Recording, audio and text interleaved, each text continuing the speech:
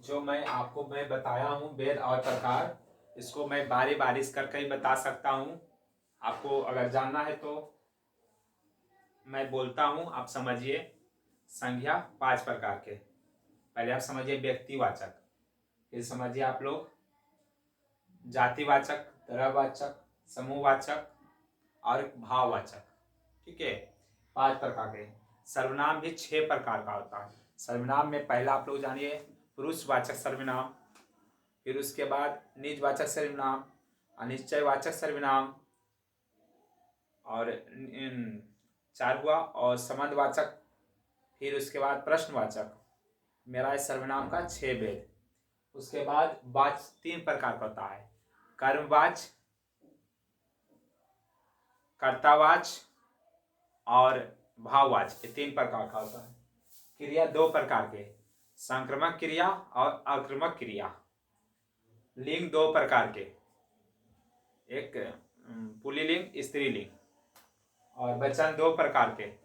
हिंदी में, मैं हिंदी बता रहा हूं तो एक वचन और बहुवचन। विशेषण 4 प्रकार के, जो कि आप लोग जानते भी होंगे और आप लोग को विशेषण में चल रहे थे, जो कि 4 प्रकार का होता है। पहला होता है सार्वजनिक सर्वनामिक विशेषण। दूसरा आप लोग को जानना है गुणवाचक विशेषण। तीसरा जानना है संख्यावाचक विशेषण। और चौथा जानना है परिणाम बोधक विशेषण। और उसके बाद क्या है संधि। संधि आप लोग जानते होंगे, स्वर संधि, व्यंजन संधि और विसर्ग संधि। और कारक 8 वो, कर्ता कारक, कर्म कारण कारक, करण कारक। सीधा सीधा आप ही समझिए, कर्ता चिन्ह से पकड़ लीजिए।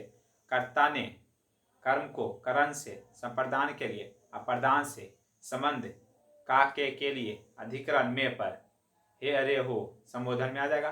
तो 8 के 8 क्या हो जाएगा, कर्ता हो गया, क्रम हो गया, करण हो गया, अप्रदान हो गया, संप्रदान हो गया, हो गया, फिर इसके बाद अप्रदान हो गया, फिर संबोधन हो गया, 8 हो गया। उसके बाद काल, वर्तमान काल, भविष्य काल और भूतकाल। उसके बाद स्वर संधि 5 प्रकार का, जिसमें स्वर संधि में चलेंगे। पहले चलते हैं स्टार्ट। दीर्घ संधि, कुन संधि, वृद्धि संधि, यन संधि, अयादि संधि 5। उसके बाद छंद, छंद 4 प्रकार के। उससे पहले आपको बता देते हैं वर्ण 2 प्रकार के, स्वर्ण वर्ण और व्यंजन वर्ण। असंख्यावाचक विशेषण 2 गो, और वाक्य 4 प्रकार के। उत्पत्ति के आधार पर, इसको बोलते हैं उत्पत्ति के आधार पर। और उसके बाद बोलेंगे रूप के आधार पर, एक अर्थ के आधार पर, एक दृष्टि के आधार पर। इसमें भी कहीं कहीं 3 देता है, 4 देता है। उसमें भी एक चलेगा दृष्टि के अनुसार आप लोग को, एक बनावट के अनुसार, और अर्थ के आधार पर, रूप के आधार पर। एक 2 गो, और एक का होगा 4, एक का होगा 3। कहे का मतलब हुआ, अगर इसको लिख के बताया जाए, पहले क्या था, पहला है दृष्टि के अनुसार, दृष्टि का 4 गो, तत्सम, तद्भव, देशक, विदेशक। ठीक है। उसके बाद है आपको, फिर उसके बाद क्या बताएं, बनावट के आधार पर। बनावट के आधार पर 3 गो, यौगिक, रूढ़ और यौगिक रूढ़। उसके बाद आपको मैं बताया हूँ अर्थ के आधार पर, जो कि सार्थक है, एक नियार्थक है। उसके बाद चौथा बताए हैं रूप के आधार पर, विकारी और विकारी। विकारी में उसमें चलेगा संज्ञा, जो कि मैं आप बता दिया हूं, संज्ञा, सर्वनाम, क्रिया, विशेषण। अब विकारी में चलेगा, उसमें चलेगा संबंधवाचक, समुच्चयवाची बोधक। इस तरह से मेरा रूप के आधार पर भी बता दिया हूँ, और बात सारा चीज मैं आप लोग को डिफाइन कर दिया हूँ।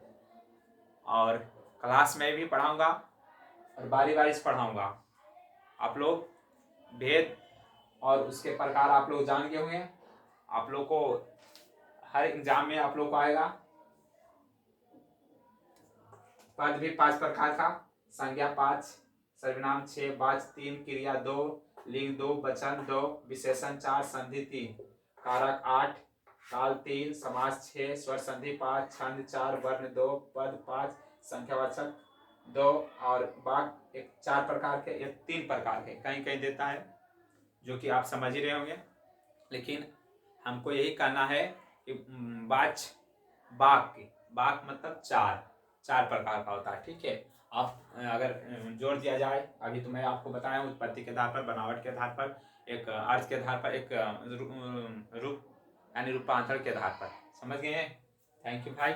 और मेरा वीडियो को शेयर करें, सब्सक्राइब करें और दोस्तों को पास अवश्य भेजें, क्योंकि अब आ गए हैं रवि हिंदी सर। ठीक है, आप लोग को बारी बारी से, और बोर्ड के लिए इम्पोर्टेंट है ये सारा चीज़, ये सब चीज़ हिंदी।